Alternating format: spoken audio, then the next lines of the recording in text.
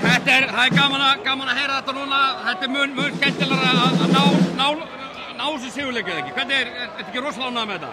Bara virkilega ánægður með þetta, en þetta er bara einn leikur. Við þurfum að komnir í smáran, sáttu við það, bara sækjum næsta. Þið vilduð ekki fá sópinn hérna upp á loft í kvöld og hver er munurinn hjá okkur í kvöld eða í síðustu leikjum? Er vörnin betri eða þú veist? Einbeiting bara. Ég held að þetta sé bara nokkuð einfalt, bara einbeiting. Fókus.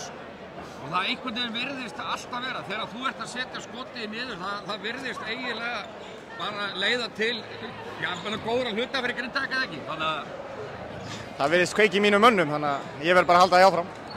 Og Óli fyrirleik kemur náttúrulega með frábært framlag. Meira svona Óli, takk. Meira svona.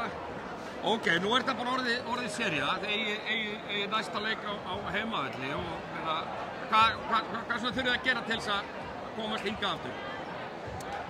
Bara meira og minna það sama, sko. Bara þú veist, halda einbeitingu.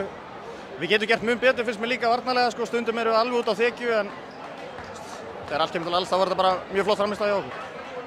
Og þetta ekki bara, eins og ég segi, í skíunum og bara tilbúin í leik 4. Þið náðu að komast aftur inn í Smára, heim í Smára, eins og við segjum.